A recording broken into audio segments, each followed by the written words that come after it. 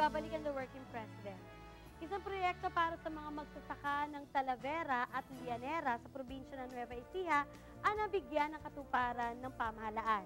Nasaksihan ng aming grupo ang proyektong ito habang ginagawa pa lamang at muli naming binalikan ng matapos na.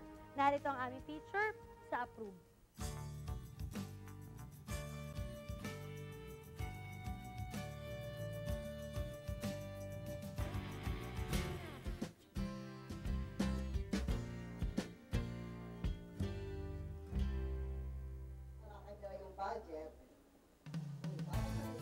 Taong 2007 na makipagpulong si Pangulong Gloria Macapagal-Arroyo sa mga Irrigators Association sa lalawigan ng Nueva Ecija. Isa sa kanyang binigyang pansin ang rehabilitasyon ng nasirang Vaca Rubber Dam sa bayan ng Llanera at Talavera. Matapos ang isang taon, muling nakapagpatubig sa mahigit 1,000 hektaryang lupain ang newly completed Vaca Dam. 2004 na pong nasira itong aming dam.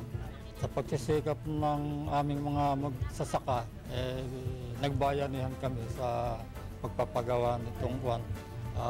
Nag-sandbagging, saka kawayan yung aming ginamit. Sa bawat 3 pinto na nasira, yun po ang ginawa naming mga magsasaka, bayanihan.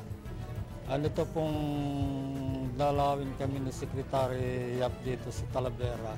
Gumawa po kami ng kahilingan sa kanya at katugon si Pangulong Gloria Macapagal-Arroyo para maipagawa ng tuluyan itong dam para sa habang panahon na namin pakinabangan. At ito na po yung nangyaring katugunan sa kanilang pagtulong dito sa bayan ng Talavera. Malaki pong karangalan at pasasalamat namin na kanilang tinugon yung aming kahilingan. Itong Vaca Dam